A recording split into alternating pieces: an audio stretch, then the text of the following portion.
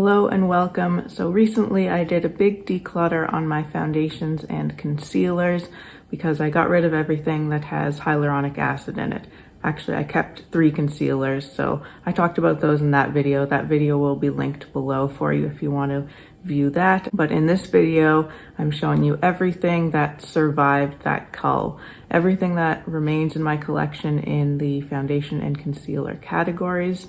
So none of these products have hyaluronic acid in them, so I'm just going to go through them all and just briefly share my thoughts on each of these items. I actually wanted to just start with the Salt New York Sneaky Balm. I don't have that out here with me, but that is definitely remaining in my collection and it's a big favorite for me. Although the lightest shade is too dark for me, I've been mixing it with the white adjuster shade and it's been working pretty well, but that remains in my collection, big favorite, and I'm eagerly awaiting the lighter shade of that. So going into concealers, I have the Armani Luminous Silk Concealer. So that is remaining in my collection, doesn't have hyaluronic acid. It has a nice sort of natural leaning toward radiant finish. My issue with this is that the lightest shade is the shade 2, which is the one I have. It's a little bit dark, so it's not one that I'm using a lot in the winter season, but when it comes into spring and summer and early fall, I'll probably be able to bring this back in and get a lot more use out of it again. Next is the Dior Forever Skin Correct Concealer. This I find actually quite similar to the Armani in a number of ways. It's a little bit less radiant than the Armani. I would say it's more of just a straight up natural finish. Has good coverage, but again, the lightest shade 0 and the one I have is too dark for me, at least for this season. Another one, again, very similar to the other two, the Lancome Tanti Doll. This is, I would say, also a fairly natural, middle of the road type of finish. Good coverage, but the lightest shade is a little bit too dark for me in the winter time. And then one that is actually light enough for me, and actually the concealer I'm wearing today, this is the Armani Power Fabric Concealer. So this actually comes in shade 1, unlike the Luminous Silk, which the lightest shade is shade 2. So I do like the shade of this. It's a more matte finish. It's a very interesting kind of formula. I actually didn't like it when I first got this, but I've come to like it. But it's a very thin, kind of lightweight formula and can have a little bit of a powdery finish. So I find that I just have to make sure that I prep my skin really nicely, especially under my eyes, just with a little bit of extra moisture under my eyes if I'm going to be using this concealer, but I think it's actually quite a good one. For those 4 shades swatched, they're not fully dried down, so they do dry a little bit darker than they look here. But this one is the Armani Luminous Silk in shade 2. Then we have the Dior Forever Skin Correct Concealer in the shade 0N. Then we have the Lancome Tanti Doll Concealer in 090. And this here is the Armani Power Fabric in the shade 1. The Glossier Stretch Concealer is another that has survived. It doesn't have hyaluronic acid in it. I have to admit I haven't used this in a while, but I kind of go through phases with all makeup, but I think especially complexion products. So I haven't been using this in a while. I have the shades G11 and G12. G12, I can't find it, so I'm not going to be able to show you that, but I'll show you G11. Definitely too dark for me in this winter season, but there it is right there. And G12 is lighter and a little bit peachier, I find, so I should actually try to find that and use it, but I think it's more appropriate for my skin in this season, although not quite as light and bright as I would like it to be. In a similar kind of category to the Glossier Stretch in terms of it being, to me, kind of like a hybrid concealer foundation type of formula, kind of a balmier formula that is a bit more multi-purpose. This is the Westman Atelier Vital Skin Foundation. This is a big favorite for me. I think it looks really beautiful and natural on the skin. That's the shade Atelier N right there, which is the lightest shade. And again, it's one that the lightest shade is not quite light enough for me. Matches my face really well, but it does not match my neck, which is the lightest part of my skin. It has a more natural finish, whereas the Glossier Stretch is a more radiant, dewy finish to it. Now getting into the more liquid foundation category, I wanted to share the Auric Glow Lust. This isn't really a foundation, but it's something that for me is essential with many of my foundations. This is a glowy product. You can use it as a primer. You can use it just all over your face with nothing else. If you're not doing makeup, it just adds the most beautiful glow. They reformulated the lightest shade Morganite to make it lighter, and it's a really appropriate shade for very fair skin. So I love this shade, and I love to mix this with a lot of my more matte foundations. So let me get into those right now. The Gucci foundation, this is the Natural Finish Fluid Foundation. I have the shade 110C in this, which is the lightest shade, I believe. And this is actually a foundation that is light enough for me in the winter time. So there it is right there.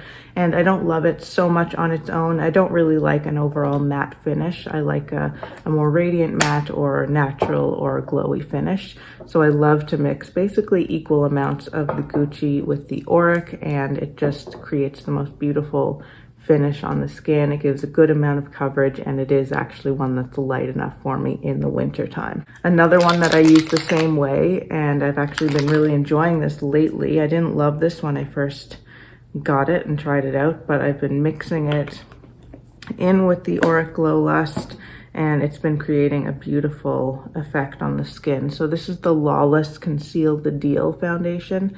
I have it in the shade 3 Cristallo, which is, I think, very fair neutral with peach undertones. It's this one right here.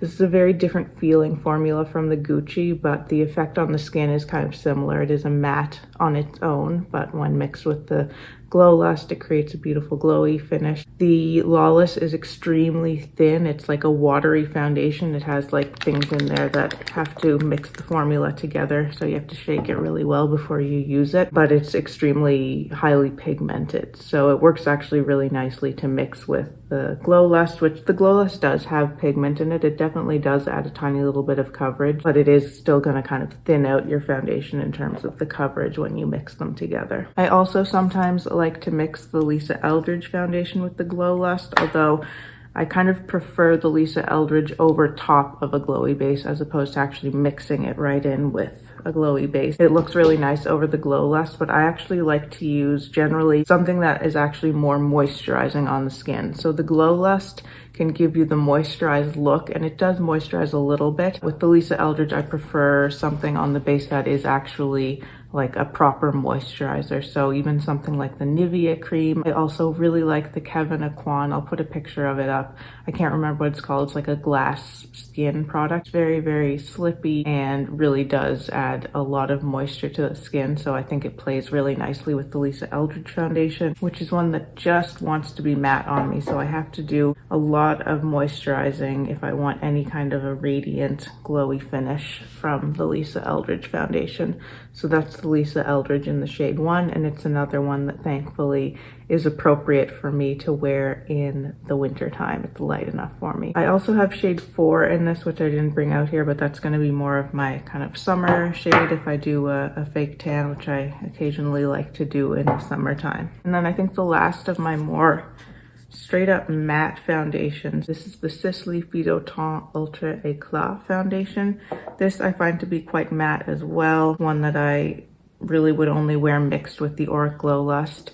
It has a number of downsides to me, so you can see it's way darker than these other ones, so it's one that I can't really wear in the winter time. It also has a very strong fragrance, and it's that kind of powdery floral type of fragrance, which I'm not really a fan of. So I have to be careful when I'm wearing this one. I don't find it irritates my skin, but the scent can irritate my olfactory system, I guess.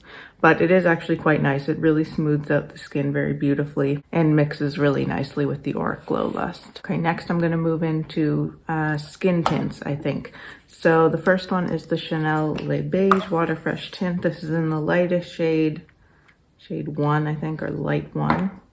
This is a very interesting formula because it has that pigment suspended in water. And you have to kind of break those little pigment balls, and that's what it's all over there. So the shade is a little bit darker than I would like, but it's something that I can get away with because it's such a light coverage tint, and it gives a really beautiful, fresh, kind of clean, dewy effect on the skin. The next skin tint is the Glossier Perfecting Skin Tint. This, I would say, has even lighter coverage than that Chanel one, so I really haven't worn this at all lately. I kind of forgot about it actually, but it doesn't have hyaluronic acid, so it survived the cull. This is the shade G12, the lightest shade. And as I said, it's just a very, very light coverage. So for me, I think that's why I don't use it. It's almost too light of a coverage to really even be worth using for me, but it's something that could be useful and I might come to enjoy it more in the future. So I'm keeping it around, and the shade is pretty good too. I'm also going to include the MAC Studio Radiance Face and Body in this category of skin tints, because it does have actually more coverage than these other two, but it's still in that similar kind of very liquidy skin tint, light coverage type of presentation. So there's that one right there. You can see that I'm getting more coverage from that one. I have the shade W0, I think, in that. And this is actually quite nice, but I don't find it wears that well. So it would be more for if you want a really light coverage and you're not worried about it lasting for very long, at least on the face. I think it can kind of set down a little bit better on the body, but I don't really use it in that way just because the body tends to not have the same types of oils as the face has. I wanted to show you a couple of cushions. So this is the Sisley cushion. This is the old one, so I'm not going to swatch it for you because this has been discontinued. Shade 2 is the one that works for me. Again, it's a shade that's a bit dark for me in this season, but that has been my all-time favorite foundation because it just makes my skin look so nice, unlike any other foundation does. Now, a cushion that is still available is the Chantecaille Future Skin Cushion. I'm going to show all three of my Chantecaille complexion products together here. So that's what the cushion looks like. I have all three of these in the shade Aura, which is the lightest shade in the Chantecaille range. I'm going to show you each of them and then I'll show them all swatched together. So this is the Future Skin Gel Foundation. A much kind of thicker formula, but it goes on really thin on the skin. It almost kind of breaks down and kind of melds into the skin as soon as you apply it, and it looks really beautiful on the skin. And then this is their Tinted Moisturizer, the Just Skin Tinted Moisturizer. Again in the shade Aura, which was a shade extension for them because originally the lightest shade in this tinted moisturizer was Alabaster. Here are the three of them. So that's the Tinted Moisturizer, that's the Gel Foundation, and that's the Cushion Foundation, all in the shade Aura. So these are all a little bit dark for me in the winter time. They're just a little bit too warm and a little bit too dark. I think you can see there that the Cushion is the one that is the lightest among these, but that could also just be because it's a thinner formula and it's lighter coverage. Now, I think what Chantecaille says is that the Tinted Moisturizer is the most coverage. And then I can't remember which one of the Cushion or the Gel Foundation they say gives more coverage. In my experience, I get more coverage from the Gel Foundation, but I feel like they might say that the Cushion gives more coverage. I'm not sure. But anyway, they're all nice, but they all, for me, have issues with wear time. I just don't find that they last very long on the skin. They look beautiful going on and at the beginning, but I feel that within a few hours, the effect is kind of gone, the coverage is lost, and it's kind of like you never applied foundation in the first place. So these are all ones that are very nice, and I would say best reserved for if you don't need them to last a long time. Okay, and I just have two left. I hope I haven't forgotten anything. As I said, there are those three concealers that have hyaluronic acid in that I have kept, but I showed you those in my declutter video, so I'm not going to include them here. So I just have two left, and they're both kind of medium coverage radiant type foundations. The first is the Chanel L'Essence de Temps foundation, the Sublimage. I have it in the shade BD01, which is a golden undertone. However, it's a really light shade. So I know a lot of people prefer to go with matching their undertone as opposed to having the right depth of foundation if given the choice between the two, but I kind of prefer to just have something that is the right depth, so something that's light enough. So I do find that BD01 is light enough for me in the winter. It just gives a little bit of a warmer effect. But I think you can see there, even though it is a golden undertone, it's not all that yellowy. It's a fairly neutral type tone. Neutral, maybe leaning toward the golden, but not too warm. I actually find that this can help me with some other complexion products that I find difficult to wear with other foundations. So my best example for that is the Gucci bronzer in the shade 1. It looks very cool in the pan, but on me, it always tends to pull a little bit warm and orange for some reason, except for when I apply it on top of this Chanel foundation. It gives the tone that I want from it. It gives that sort of cooler, rosier tone in contrast to, or I guess mixing in with the Chanel foundation. That was a happy discovery when I found that out. The last foundation I have to show you is the Shiseido Synchro Skin Radiant Lifting Foundation. So I decluttered the Shiseido Synchro Skin Self-Refreshing Foundation because it had hyaluronic acid. Mine was also pretty old, so it needed to go anyway. But this formula, oddly enough, the Radiant formula doesn't have hyaluronic acid in it, so I've kept it. So that's that one right there, and that's the shade Alabaster, which is the number 110.